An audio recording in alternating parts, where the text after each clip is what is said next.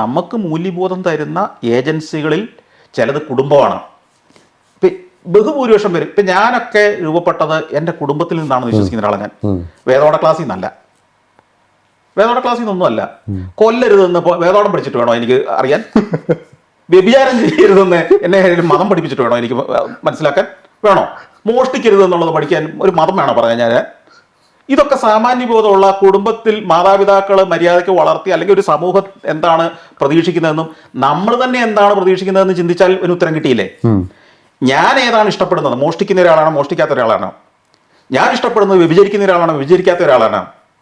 ഞാൻ ഇഷ്ടപ്പെടുന്ന കൊലപാതകിയാണോ കൊലപാതകം ചെയ്യാത്ത ഒരാളാണോ? ഇത് മാത്രം ചിന്തിച്ചാൽ എനിക്ക് ഉത്തരവില്ലേ ഞാൻ എങ്ങനെയാവണമെന്ന്? ഇല്ലേ? അതാണല്ലോ ഈ മൂല്യബോധം എന്ന് പറയുന്നത്. ഇതൊക്കെ തന്നെയല്ലേ മതവും പഠിപ്പിക്കുന്നത്? ഈ മതം പഠിപ്പിച്ച് ഏതെങ്കിലും കാര്യം മനുഷ്യൻ അറിയാത്ത കാര്യമായിരുന്നോ? എനിക്ക് എന്റെ ചിന്ത അല്ലെ, എന്റെ ചോദ്യം ഇതാണ്, മതം പഠിപ്പിച്ച് ഏതെങ്കിലും കാര്യം മനുഷ്യരാശിക്ക് അറിയത്തില്ലാത്ത കാര്യമായിരുന്നോ? എടുത്തു നോക്കിയോളൂ. അല്ലാന്നാണ് എന്റെ അഭിപ്രായം. പക്ഷെ ഈ മതങ്ങൾ ഉണ്ടായി വരുന്നതാണല്ലോ. അപ്പം ആരെങ്കിലും ഒരാൾ നല്ല കാര്യം പറഞ്ഞു കേട്ട് അത് അത് അത് കൊള്ളാമെന്ന് തോന്നുമ്പോ അതൊരു മതമായി. പറഞ്ഞത് അതിനു മുമ്പ് അതുണ്ടായിരുന്നു. തീർച്ചയായിട്ടും. കൊലപാതകം തെറ്റാണെന്ന് ഇപ്പം ബൈബിളിൽ തന്നെ പറഞ്ഞാല് പുതിയ നിയമം വരുന്നതിന് മുമ്പ് പഴയ നിയമമുണ്ട്. ഈ പഴയ നിയമത്തിലും ഈ പറഞ്ഞ മോശയ്ക്ക് 10 കൽപ്പനകൾ കൊടുത്തല്ലോ. അതിനുശേഷം യേശുക്രിസ്തുവും അതേ 10 കൽപ്പനകളെ നവീകരിച്ചു കൊടുത്തു.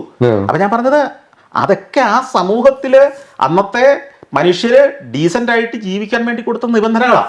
അതിനർത്ഥം അന്ന് അതിന് വിരുദ്ധമായ അവിടെ ജീവിതം പലപ്പോഴും നടക്കുന്നുണ്ടായിരുന്നു.